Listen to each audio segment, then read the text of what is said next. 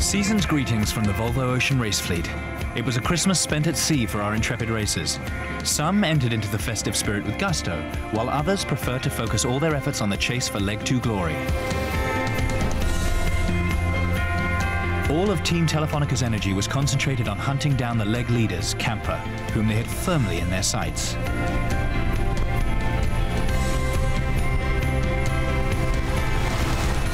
Both the Spaniards and Groupama's Christmas celebrations were low-key, whilst Santa managed to find the other boats in the middle of the Indian Ocean and deliver some festive cheer.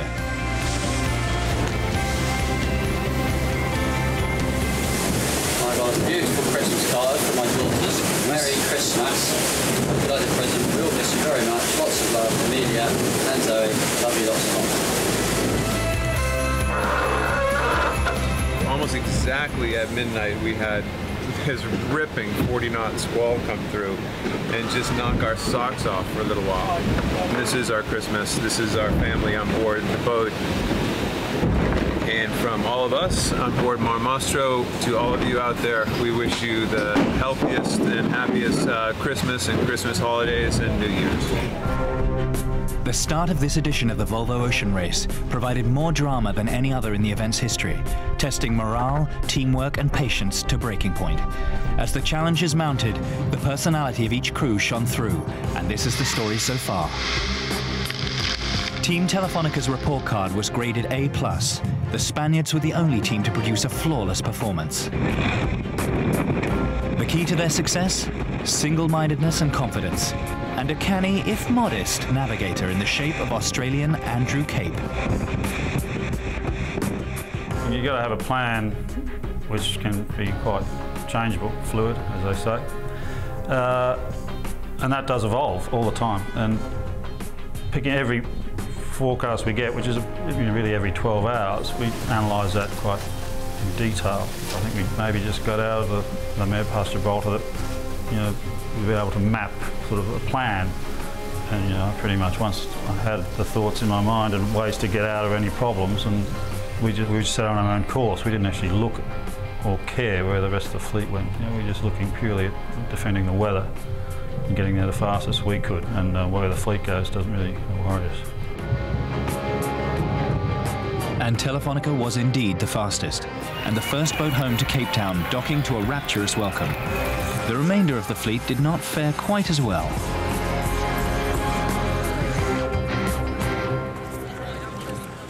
Led by French multi-hull hero Frank Camas, the team aboard Groupama was licking their wounds after leg 1 when a bold tactical call to strike out on their own early backfired. The move highlighted the risks the French team take versus their more tactically conservative competitors, and despite the negative outcome, Camas remained philosophical heading into leg 2. Everybody was prepared because I didn't withhold anything from the crew. We knew that we were heading off in that way, and it was really exciting to be taking an option which we believed in, and if it worked, it would be the jackpot. It's true that the options you take at sea are the key to the race, and you have to have confidence in what you're doing, but sometimes that's the game. My feeling is that the race hadn't really started like we'd imagined it would, since the first leg didn't turn out like a real race. So I hope that it's going to happen on the second leg, and that we arrive in Abu Dhabi within sight of each other, and that we fight like cats and dogs during 3 weeks. That's what we're after, to bring the racing back to its high-octane form over the next leg. We're impatient to get going on the next leg.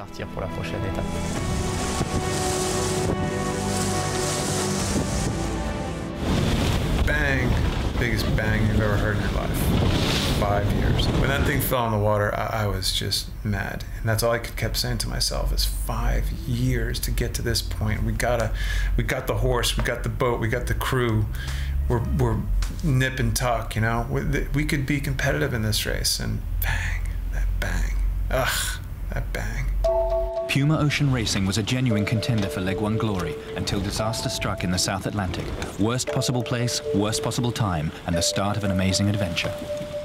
We really couldn't have chosen a much worse spot. The closest point of land was South America.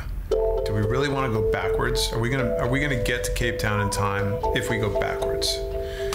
And we found Tristan. It's got an airport. We'll have two options. You know, we'll just get a ton of food and we'll keep going, or you know, we can fly home. We can get some rest. No, we choose. I mean, you get on Tristan, and this is no lie. You get on Tristan, and there's a sign right there that says the remotest, and I'm not even sure this is a word, remotest, the remotest place on Earth. With a huge logistical rescue operation underway, coordinated by the shore team in Cape Town, there was nothing for the Puma crew to do but experience everything that Tristan da Cunha had to offer.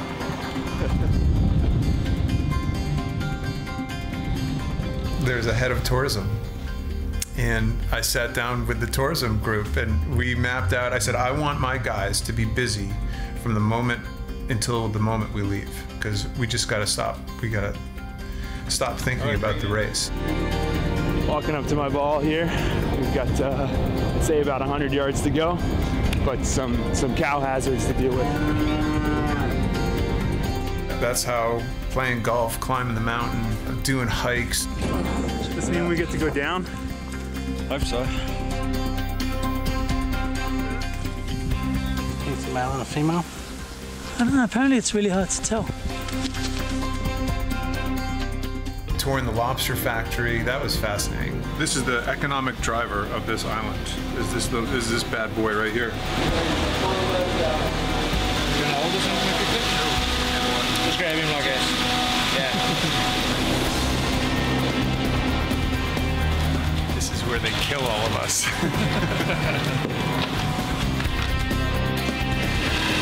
They're not going to kill us. They're actually letting us eat. They're actually feeding us. Then we spoke to half the town, came out to the hall one night, and they have a little hall that they do functions at. And we showed videos and kind of talked about what we do, you know, and I think they appreciated us working to give back something as well. We weren't just there to take, we were there to try to give back as well. And I think that's probably why we got along so well. After 6 days on Tristan da Cunha, help finally arrived in the shape of container ship Team Bremen. But the drama wasn't over. There was still one tricky maneuver for the Puma crew to undertake. We had to keep the boats apart, yet close enough together. The communication with the guy on the crane had to be spot on. And then Chris, of course, he's the guy who always talks to the crane operators, right? So he's got all the lingo and all this and that, and the other thing, all the hands stuff going. And I'm like, Chris, when you're going to see the boats on the swell, when this boat goes down, you just send it. What we weren't expecting was, once the boat got out of the water on the crane, how out of control it would be. And it wasn't until we got a 4.5 spring line on the boat was it semi under control. And then once we did that, we got all 6 lines bone tight. We eased it into the cradle and it was like, okay, done. The weather cooperated, which is, I mean, look at the weather. This is just a miracle. The locals are like, you guys are so lucky, it's incredible. And hey, everybody put it together. No damage that we know of at all. And now we just have to go 1,200 miles, piece of cake. Finally, the crew and yacht were on their way to Cape Town, and Puma's amazing adventure was done. As for the skipper, well, be careful what you wish for. Yeah, saying that, yeah, I do. I regret every moment of saying that I wanted to make this race into more of an adventure. But I didn't say I want to make it into more of an adventure. I said I want to enjoy the adventure more this time. Really, I said make it into an adventure. It's one of my personal goals in this race is to make it an adventure. Can we just find some middle ground, please? Please, I'm begging you. Just some halfway in between. We don't need to find, you know, another Gilligan's Island. We don't need to. We need to stay in one piece. We need to talk about boat racing for a while. That's my goal on this next leg. Nice, easy leg. Easy.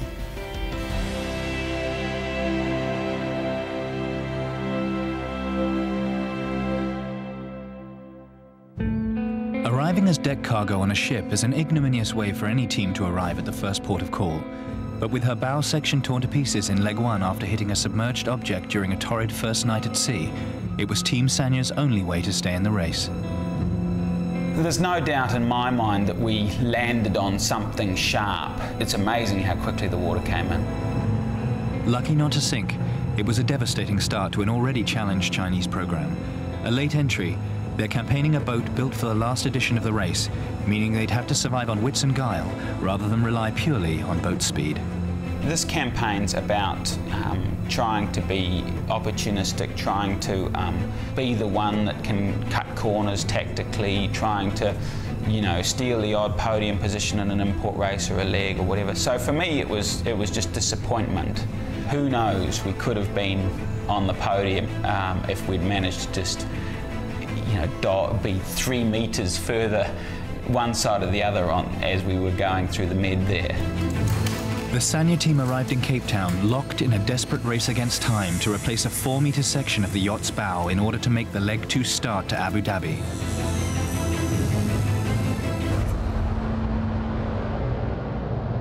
With the repair out of his hands, Sanderson turned his attention to his race crew.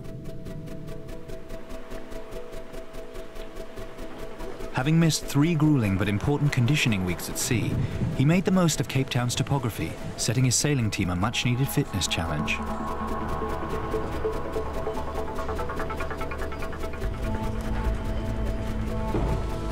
All the while, the Sanya shore team continued to attack the complex repair, working around the clock to replace the shattered bow, putting the Chinese team back in the race, poised once again to be the cat amongst the pigeons. The guys have done an absolutely fantastic job. They've worked long hours. We're certainly not out of the overall race. Sure, we had a little hiccup in the first leg, but we're going to get out there and give it our best and no holding back.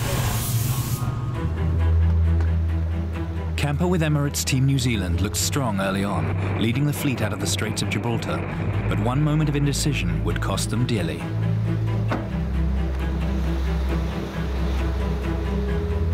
Should shift here, round to the right, then we'll probably do a quick tack and then wriggle our way a little southwest.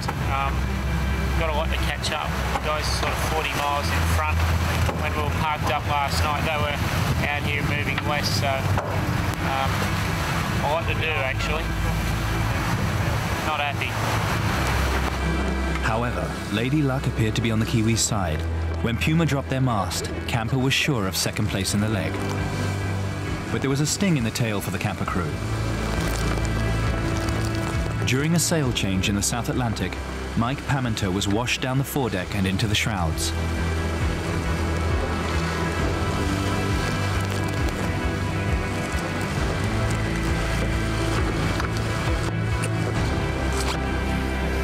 The South African sustained a broken tooth, a gashed lip, and bumps and bruises.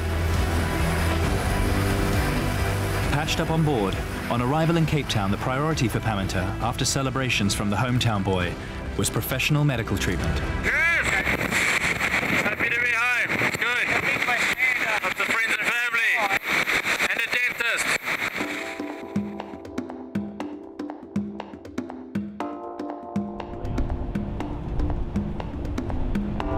It's been a while since I've been to a hospital and dentist for any sort of major operation or surgery, so a little bit nervous, but it should be good.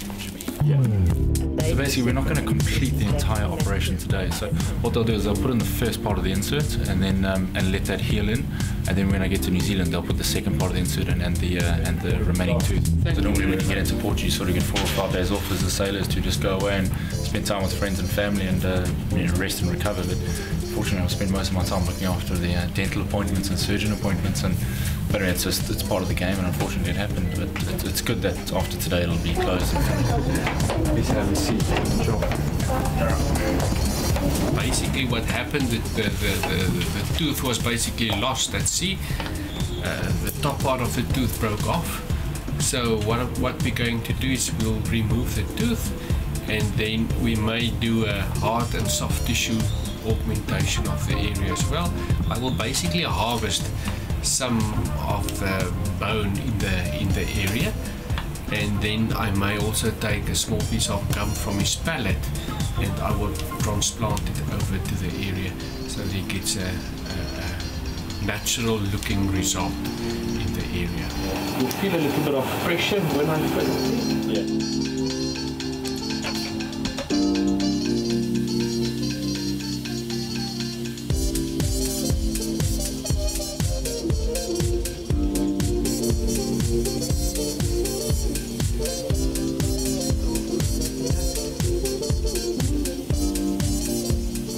Combination of stitches, dissolving and non-dissolving ones.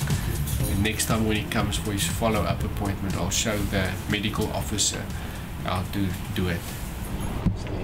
Well, it's up there on the pain barrier, that's for sure. I mean, basically they just drilled straight into the bone. That wasn't the problem. The problem was when they put in the insert, it expanded the bone. Oh my god, I don't know. It's painful. Abu Dhabi's entrant Azam couldn't be more aptly named. Translated from Arabic, Azam means determined, and Ian Walker's team will need every ounce of resolve they can muster if they're to recover a leg one body blow, being dismasted just 6 hours into the race. I don't know how many times we must have said you can't win the race on the first night, but you can lose it. But it was a real shock when the mast broke. It was all gone. How could this have happened? Total and utter disbelief, and then an empty feeling.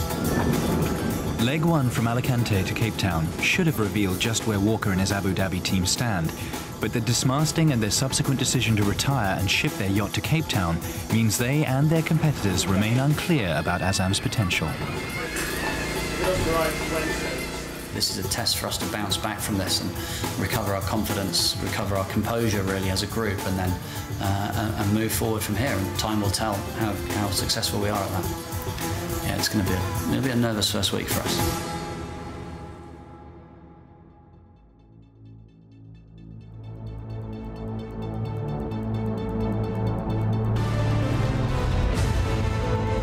Prior to embarking upon leg two, talk of weather routing, sail choice and strategy gave way to the much more serious subject of piracy in the Indian Ocean and the very real threat it poses to the Volvo Ocean Race fleet. A direct route between Cape Town and Abu Dhabi would take the competitors directly past Somalia, where sometimes violent attacks on shipping have escalated since 2008, regardless of international countermeasures. The Volvo Ocean Race is going into new territories, and the area of the Indian Ocean is subject to Somali piracy. The threat that they face on leg two is specifically hijack for ransom from Somali gangs. Piracy is a crime of opportunity. It is not about targeting vessels. There is hijack for ransom specifically in the Indian Ocean. In the Malacca Straits they face what we call smash and grab robbery, and that tends to be pretty violent. Where all the pirates are dispersed throughout the boat, no heroics. Really no heroics. The threat is absolutely real. The probability is low, but the impact is extraordinarily high.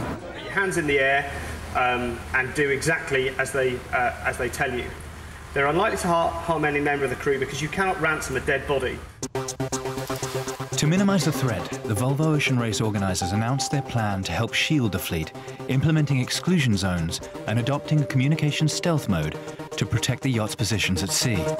It is a difficult area to understand and what the logic would be in a pirate taking one of our boats, and if they're thinking it through, then maybe they can see several ways that eventually they'll get some money out of this. There's the hostage thing. Obviously you see 11 people on board, you think, well, there's 11 families that care about these people. You see the branding on the sails, you think possibly the company is interested in paying some money, so if we did understand it, maybe we could control it. But most significantly, the race organisers revealed their intention to break leg two at a safe haven port in the Indian Ocean, where they'll load the race yachts onto a ship and transport them to the Northern Emirates before restarting the fleet for a day-long sprint finish into Abu Dhabi. The points weighted accordingly. I've always welcomed that decision for us to go on a ship. It adds obviously a burden in terms of cost, time, and just difficult logistics. But you know, like we need to do it. The Volvo race is tough enough as it is without having people that are out there trying to board the boat and hold you ransom. So no, it is a concern, and we have to just take it very seriously. And so if we had have sailed up to Abu Abu Dhabi direct, when you look at the amount of attacks that there's been in the region, there was a pretty high chance that there was going to be some sort of interaction. We think the solution we've come up with maintains the integrity of the race, and all the government departments, all of the advisors that we've had have said that we've done exactly the right thing. If we can achieve a plan we want, the results will be there for people to see. After a hectic stopover in Cape Town, the first night of leg 2 was spent inching along the coast in little or no breeze. Abu Dhabi Ocean Racing led the fleet away, but were the first to fall into the windless zone. Oh, we're absolutely flying along. Left Cape Town, shape, and parked. Everybody's come back up to us, so we probably shouldn't have bothered. At this stage, we might be having Christmas in Africa. Even leaders Team Telefonica were forced to take extreme measures.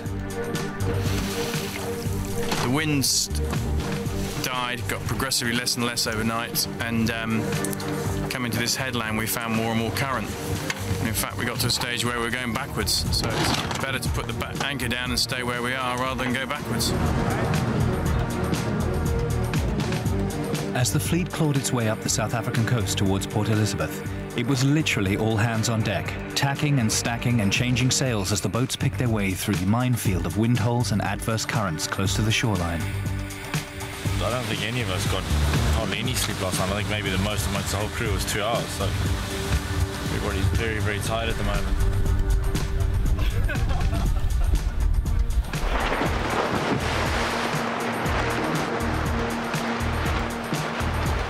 Here we go, we're off again now. Everyone on, please. New wind direction. Be the end of all this mess. Thank you. Having safely negotiated passage across the Agulhas current, strong winds and rain squalls from an unstable trough created a second start line, with all 6 boats getting the chance to start over.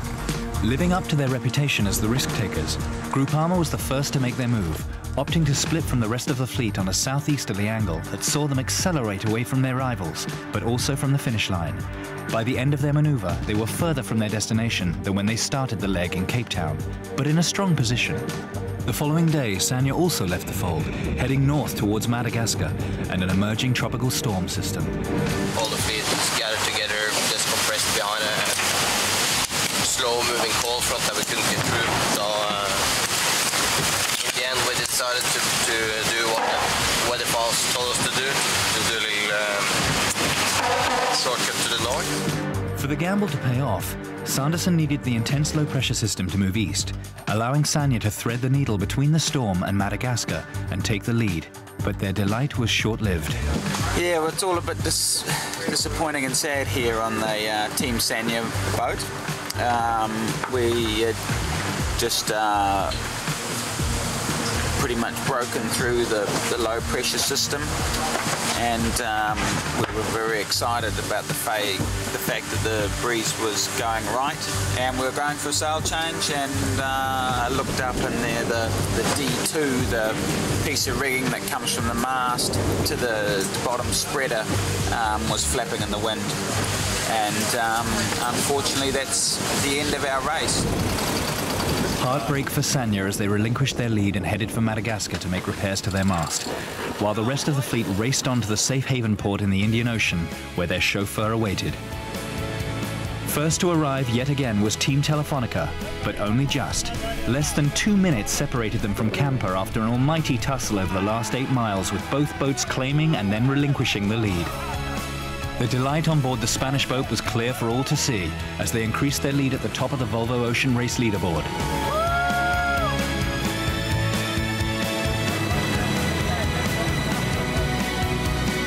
Camper with Emirates Team New Zealand had led for much of the leg, but were powerless to prevent the Spanish victory. The Kiwis magnanimous in defeat, although obviously disappointed.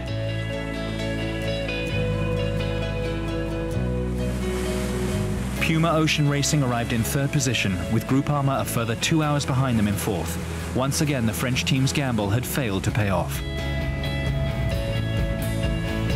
With Team Sanya marooned in Madagascar, the last boat in was Abu Dhabi Ocean Racing, who had held the lead no fewer than 5 times during leg 2, but got stuck fast in the doldrums.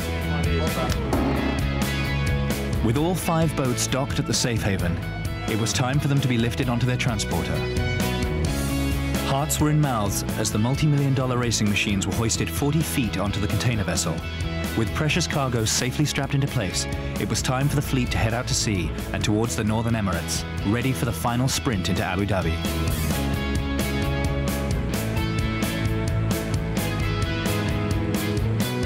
Join us next time as the Volvo Ocean Race, Leg 2, reaches its climax.